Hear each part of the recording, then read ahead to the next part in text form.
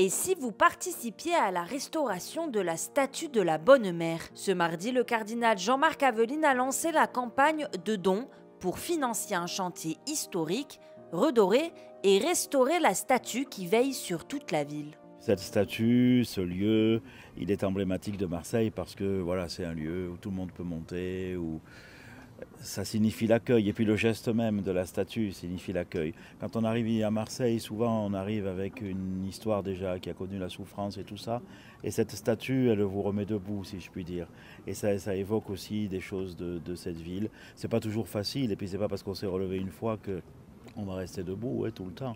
Mais voilà, les gens le savent ici, on monte quand on a un truc heureux dans la vie ou quand on a un truc malheureux. Cette restauration, qui doit avoir lieu tous les 30 ans, fait appel aux techniques les plus avancées. Abîmée par le vent, la pollution et l'eau salée, la Vierge Marie sera recouverte de 500 grammes de feuilles d'or. On va faire ça, ce qu'on appelle en micro-abrasion. On projette des particules.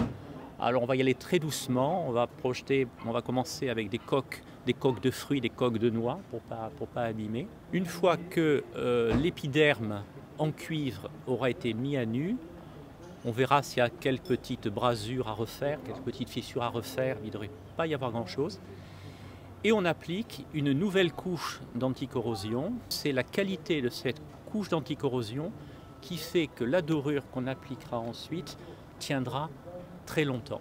Et c'est courant le mois de mai que 5 à 6 doreurs appliqueront toutes les feuilles d'or, à peine 500 grammes, mais des milliers de feuilles. Le clocher sera également restauré, tout comme les pierres des façades. Le site demeurera néanmoins ouvert au public le temps des travaux, de septembre à juin 2025. Au total, plus de 2 millions d'euros sont nécessaires pour rendre la Bonne Mère plus belle que jamais.